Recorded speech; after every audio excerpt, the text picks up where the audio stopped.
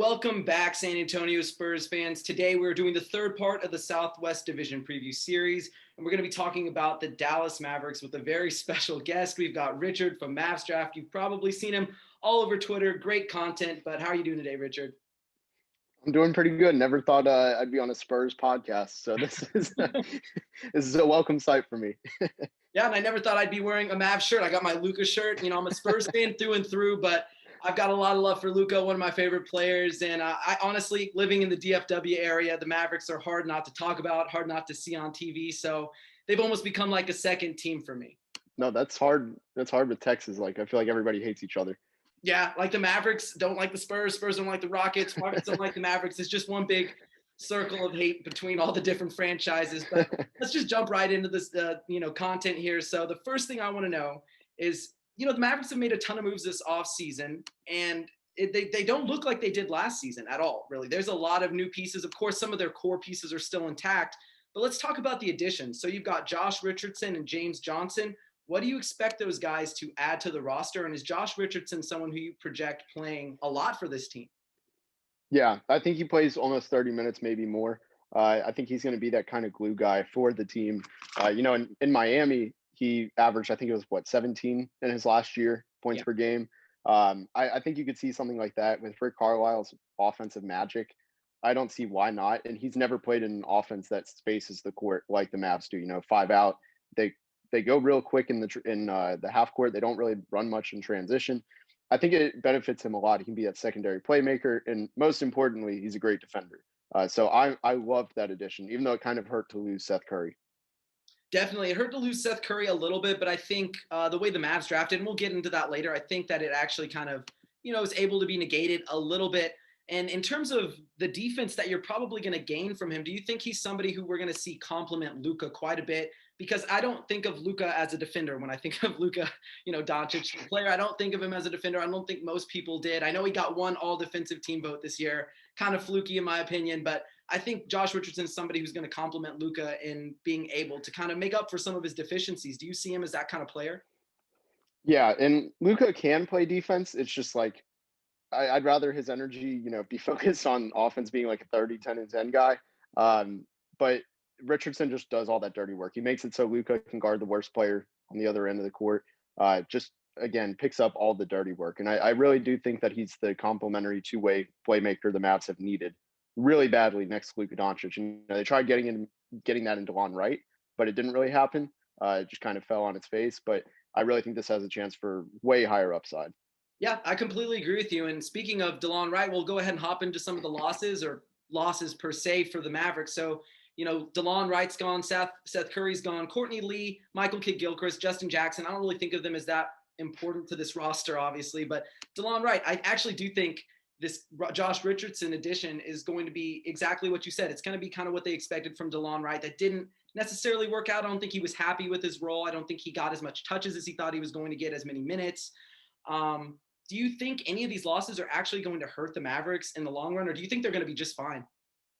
The only one that would maybe hurt would be Seth Curry, just because the floor spacing and the way he was used so perfectly off the bench. But he also went missing a lot in like the bubble, for example. He didn't really do much.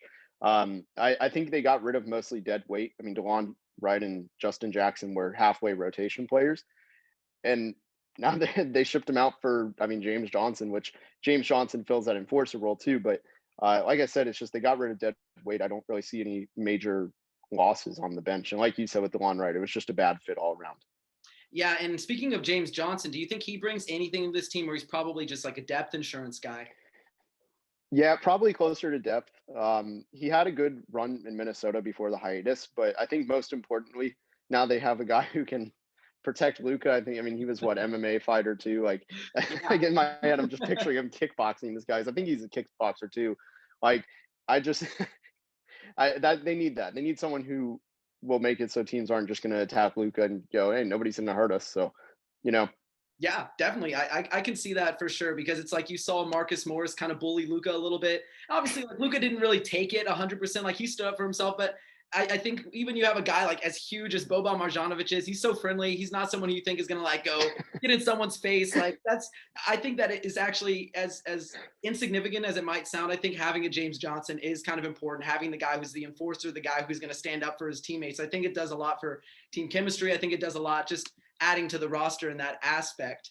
But as everybody knows, you're a draft guy and you're a credentialed draft expert. So I want to know what you think about how Dallas drafted in 2020. I really liked their draft, but I want to get your opinion on it.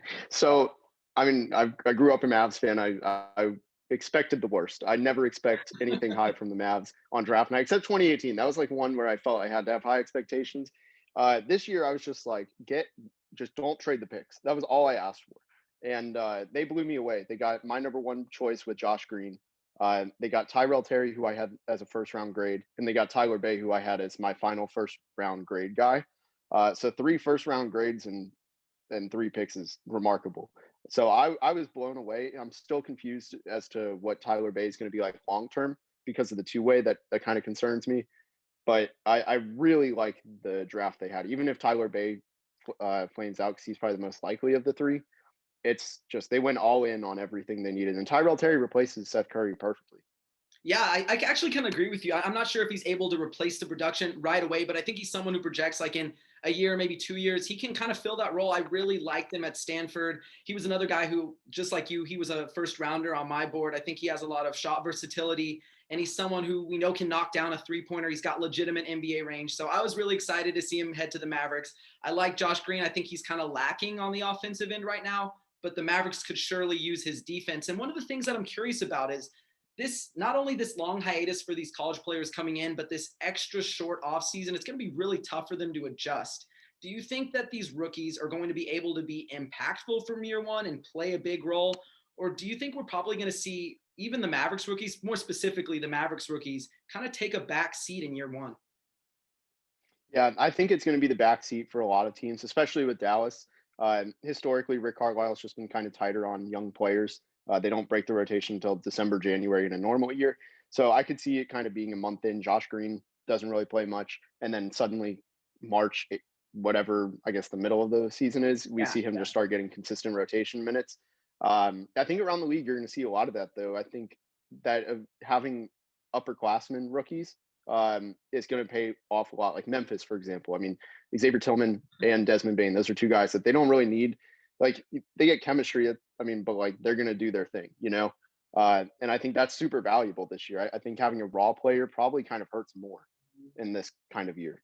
Yeah, I agree too. And, you know, San Antonio, I liked their draft, and I wanted to know what you kind of thought about them. So we know they got Devin Vassell, they got Trey Jones. Those are 2 guys who I liked. I didn't have a first-round grade on Trey Jones. I thought he was more like an early second rounder in terms of this class, but I still really liked him. I thought it was solid value. The Spurs didn't need a point guard, but, you know, the NBA's become more positionless. You have those jumbo playmakers, so you don't have to run everything through a traditionally small point guard. And I think the Spurs have enough people who handle the ball, distribute, that it's not a bad pick for the second round. I liked it for them. And then Devin Vassell was a guy who was 5th on my board. So I thought it was excellent value at 11. What do you think of those picks for San Antonio?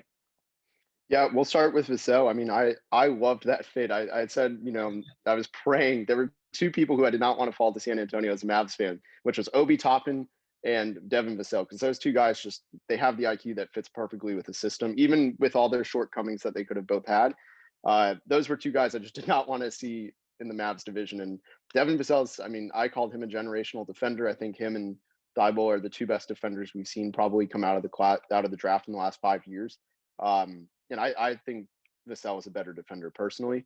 So I loved that pick. That is just absolutely brilliant.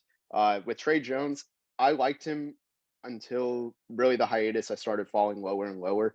The best thing I heard was he's pesky, but he's not going to like stop you on defense, and that's a size thing. And as he adds strength, who knows, but he's probably going to be a backup for most of his career. And if you get him to stick around though for 5 years, that's a good value pick at 4. I think it's 41. Yeah. Yeah, it was the 41st pick. And I did like Trey Jones because, I mean, in San Antonio right now, we have somebody who's kind of similar, Patty Mills. It's not like he's an awful defender, but he's so small that it's hard for him to be anything more than that word you used, pesky. Like he can get under you, kind of be a little bit like an annoying little fly, but at the end of the day, he's not that great of an obstacle for like NBA guys. You know what I mean? So like, I like Patty. I love him. I love what he brings to this team.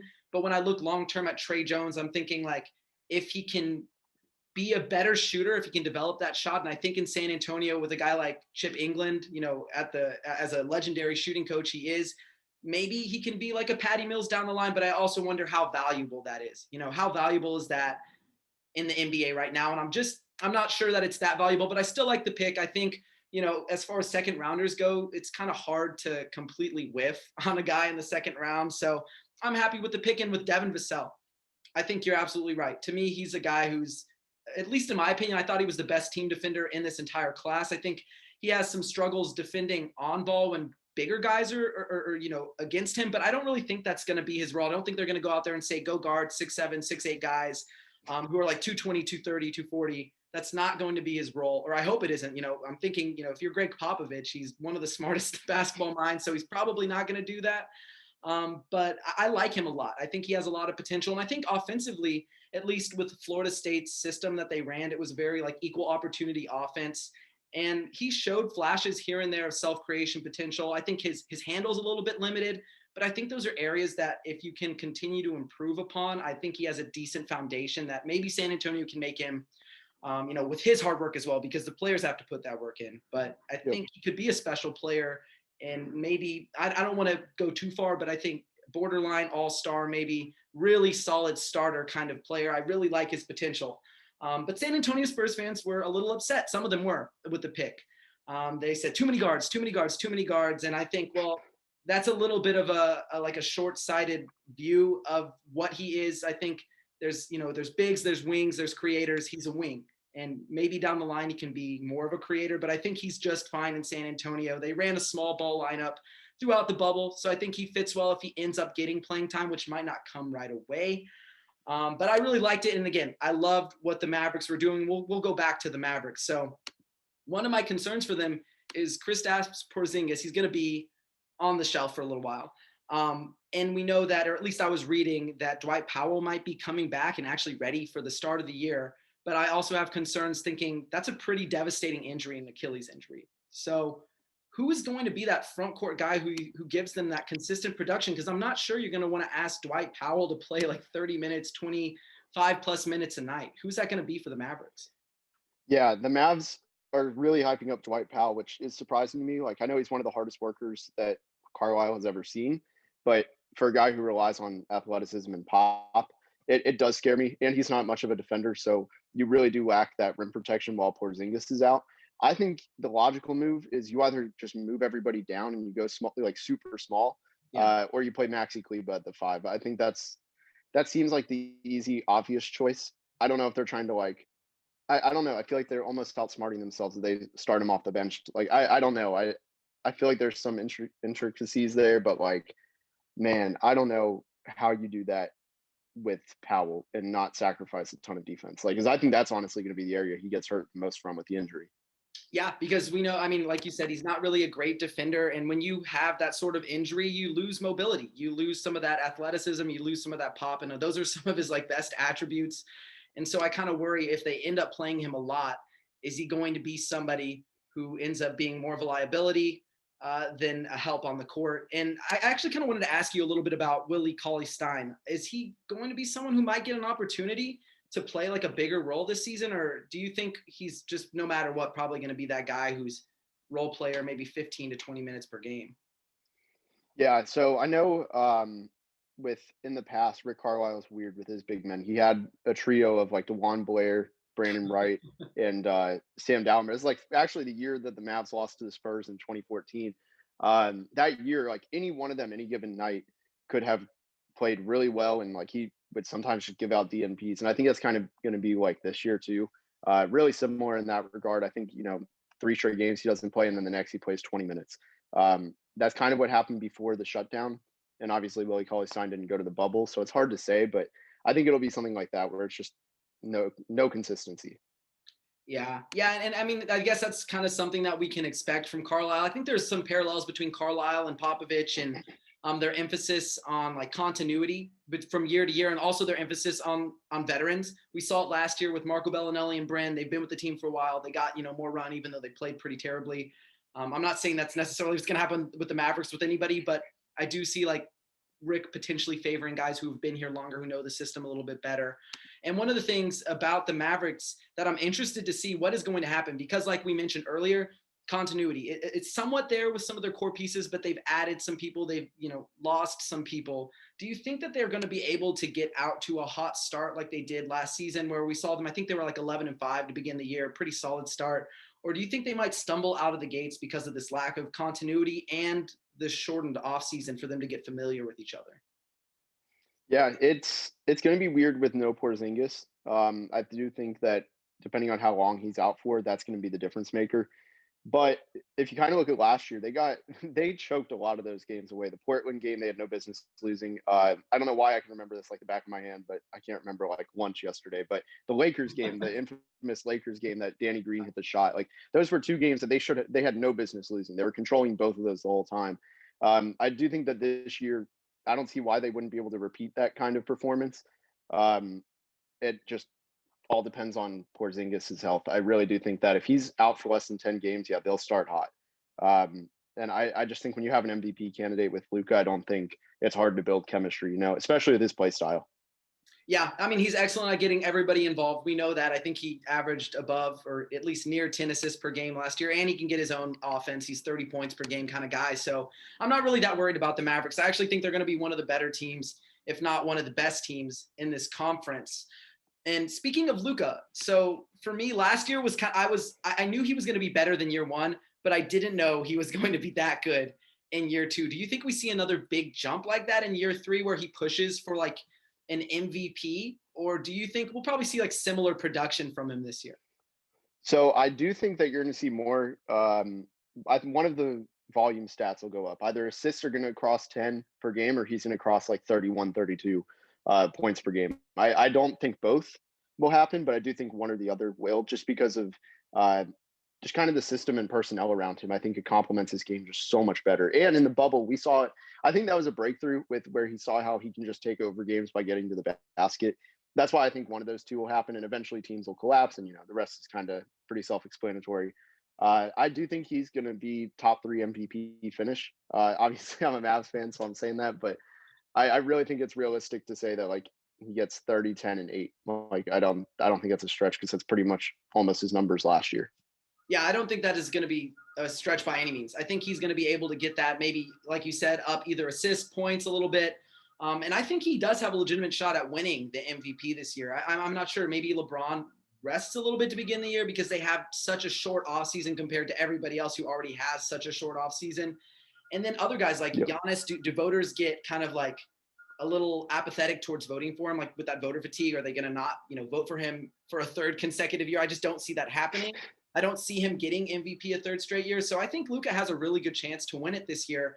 But more so than anything, I think the Mavericks are going to be a really good team. I think they might finish top 3, top 4 in the Western Conference. Where do you project them finishing in the Western Conference this season? So I think 4 through 9 is going to be a bloodbath. I think they're in that mix. I think it's going to be like 2 games separate, 4 through 7, 8 maybe. Like it's going to be tight. So I think anywhere in 4 to 7 is pretty realistic. I don't really, I've said 7 and people have gotten mad. But I mean, it is what it is. It's just going to be who can stay healthiest in both in injuries and COVID, and who really clicks the quickest. Because I think hot start, kind of like we talked about, having a hot start is going to be big this year. Because probably by the end of the year, there's going to be, vaccine, everybody will be good. Yeah. Can you take advantage of that mismatch almost of the schedule? So I think it all depends on that. And obviously, Porzingis' health. Yeah, no, definitely. I definitely think that that's not unrealistic. That 4 through 7, even like down to 9, 10, 11, like there's a lot of talent in this Western Conference. And it's kind of cliche to say, oh, well, the Western Conference is the deepest conference in the NBA, but it's absolutely true. There's a lot of really good teams. Like Spurs fans, for example, they're really convinced that the Spurs are going to get this 7th, 8th seed pretty easily. And I'm telling them, like, it's deep here. It's a really deep conference. Pretty much everybody got better, or they added some good pieces. There weren't a lot of teams that I thought got like significantly worse. So I'm just not sure where the Spurs finish, but I am confident in the Mavericks to be in that like top 4, top 5-ish range. And I also am looking at this division. So it's a weird division, the Southwest division. You've got, for me, the Dallas Mavericks are the top team but by the time it's all said and done, the Mavericks will be the top team in this division. Then second, I probably have the Houston Rockets, at least for now. Like, as they're constructed, they seem to be a team that will, again, be like a 50-win team, but I don't know if they keep it together. Like, it's all these James Harden stories. They lost Robert Covington. I don't know what they're going to look like at the end of the year. So I have them tentatively at 2. New Orleans, I've got at 3 just because the Grizzlies are a little bit banged up to begin the year. Then I've got the Grizzlies 4, and I've got the Spurs last. It really pains me to say that, but I think the Spurs are going to be the worst team in this division. And that doesn't necessarily mean that they're an awful team. I just think this is a pretty good division, and they're just happen to be the least talented team in the division. So those are kind of my Southwest Division power rankings. Would your Southwest Division power ranking look a little bit different from that? So there's a couple differences. First, though, wasn't there a year where like all 5 teams made the playoffs, or like we're really close? Like, so it's not even a knock. Like, it could be the same thing where it's like all our top 10. Yeah. Mine is a little bit different. I have Houston at 4 or 5, depending on what happens with Harden. I just don't think healthy John Wall will be himself at all. Yeah. So I'd put them near the bottom. I'd start with Dallas at the top. I agree. I do think Memphis, even without Jaren Jackson, I really think that they're just so.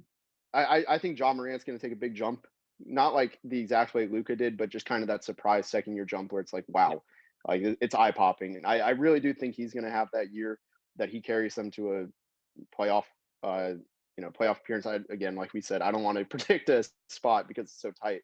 Yeah. But then I would put New Orleans. I agree with him at 3, and then depending on what happens with Harden, 4 or 5 is Houston and San Antonio. I do think, though, for San Antonio, if they ever wanted to be the fifth seed in the division, like, this is the year. Like, go ahead and tank. Like, I don't want to see it as a fan, but like, I mean, this is the year to do it. Like, it's a stacked draft class. Yeah, and let's talk about that a little bit, because I'm also a person who's kind of advocated not necessarily for them to tank, like intentionally be bad, but I think if you can move on from DeMar DeRozan, if you can move on from Marcus Aldridge, maybe gain some draft assets. I don't know what you get for them. Like, I'm not sure what their value is. Is it a first rounder? Is it even second? I really don't know what their value is. But if you can move on from them, really continue to buy into the youth movement, get them experience, get them touches, get them shots, build their confidence, and you end up organically tanking, like you're bad just because they just aren't good enough to close games. They aren't good enough to be consistent throughout the entirety of a season, and you're in the lottery. I think that's not a bad situation. There's several players, Cade Cunningham, of course, being the top option in this class. That who are some other guys fans might want to be, not just Spurs fans, but just basketball fans in general, might want to be aware of in this class, who could be, all-star level talent? Yeah, there's probably 4 of them. I would say 4 guys that are just head and shoulders above everybody else. You said Cade Cunningham. He's, no matter what happens this year, unless, barring God forbid, like catastrophic injury, he's the number 1 pick. Like, doesn't matter about production, anything. He's so good. And then it's hard because 2 of the next 3 guys are G League guys, and we haven't seen them yet. So it's kind of based off high school hype. But Jalen Green, who is just a freak athlete, and I think a good shooter too. Like, that combination doesn't come along pretty often, and he's a creator, 6'6". Yeah. And then another Jalen Suggs at Gonzaga has been just the best combo guard far and away.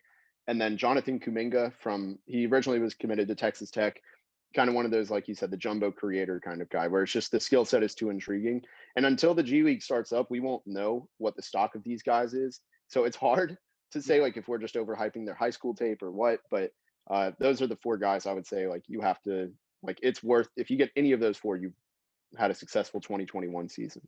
Yeah, and I would add, not necessarily that these guys are going to be like, generational talents or anything, but I also like guys like Scotty Barnes, Jalen Johnson. I definitely think that there's some other guys. I'm kind of blanking at the moment. I usually have like a list of guys, but there's just a handful of guys who are significantly better than the lottery talent that was in this class. Like, for reference, most of the guys who went top 10 this year would not, for me, have gone top 10 in next year's lottery. And I think that just speaks volumes, not just to the top end talent that was lacking in this draft, but the top end talent that is going to be available in 2021. So I think it's not the worst scenario for the Spurs if you end up getting that sort of lottery talent and adding it to what you have. Plus, they're going to have, at least they're projected to have about $50 million to spend next offseason. So that's a lot of money. You can lock down your own guys. You can potentially throw a supermax guy, a big offer when other teams might not be able to. So I think the Spurs are in a good position. I don't think they're as in great a position as the Mavericks are. I think the Mavericks, Luka Doncic comes around like once a generation. He really is a generational talent. A lot of teams missed out on him, and I really still am racking my brain trying to figure out what people were doing. Were they overthinking it? Did they just have like some sort of European bias? I still don't know, but I think the Mavericks are set for like at least a decade with a guy like Luka Doncic, plus a supporting cast that to me only projects to get better. Yeah, no, I agree. And I mean, even in San Antonio, though, I mean, I do think that while it's hard to, see any star upside necessarily from the roster right now, if they're opportunistic this year, like you said, with Aldridge and DeRozan, just getting what they can and just kind of letting it happen, letting the season just go naturally, I do think that there's a lot of high upside, and especially with the lottery, you don't need to be the worst team anymore to have a legit chance of these guys. And again, you said it, like there's so many more guys than just those four. Like it is a stacked class. I wouldn't put Anthony Edwards probably fifth at best in this class. Like that's the difference. Yeah. And I just, again, I think that the Spurs have a real good opportunity, which scares me. But they have a really good opportunity to take advantage of the time and everything. Like they could be bad, and it's even their bad though, I feel like isn't worse than like the 12 seed, right? Like, would you agree with that? Probably, yeah. Yeah, it's because to me it's a competitive roster. Obviously, like in the bubble, they faced teams that were sitting starters, were sitting some stars. But at the end of the day, they went 5-3 in the bubble. If not for a call on a goaltend by Embiid, they win another game. So that's 6-2. And then they sat out all their guys in the final game because they knew they weren't making the playoffs. So they could have potentially gone 7-1 in the bubble. And I think that small ball that Greg Popovich has already told the media this week, I'm committed to that. We're going to continue running that. We're going to find a way to integrate LaMarcus Aldridge in that. We're going to find a way to put Trey Lyles, who actually I'm not really that high on Trey Lyles, but if they want to, continue to supplement their lack of shooting by keeping him in a lineup just to have some sort of three-point shooting threat out there, that's fine by me. But I think that they are good enough to potentially, if at their best with all these guys, maybe the 7th, 8th seed, but at the worst 12th. I mean, I don't think they're awful. I just think the West is really deep this year.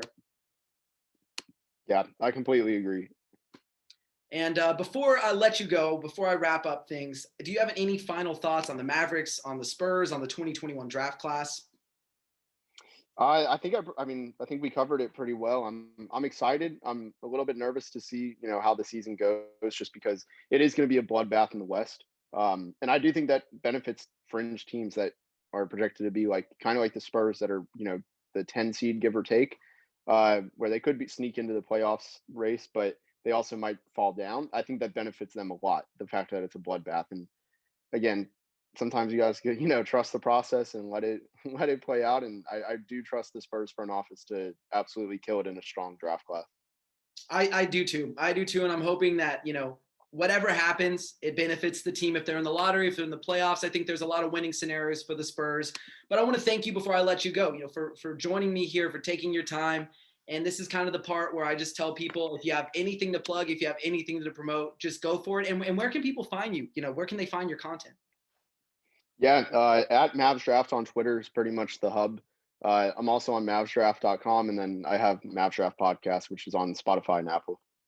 Awesome. And I'll definitely make sure to put all of your work in the description. And again, thank you so much for coming on here, for talking to me. I'm excited for the Mavs. I'm excited for the Spurs, and I'm excited for a new season of basketball. And most importantly, I'm just excited that it's going to happen really soon. It's going to be in a couple of days. Yep. So Spurs fans, Mavs fans, get excited. And Spurs fans, thank you for tuning in. Don't forget to like, subscribe, hit the notification button if you want to know when the next video is dropping, and leave me a comment. Who do you want to see on this channel? What do you want to talk about? And, how can I improve? Because this channel is just as much as for me as it is for y'all. And until next time, everybody, take care.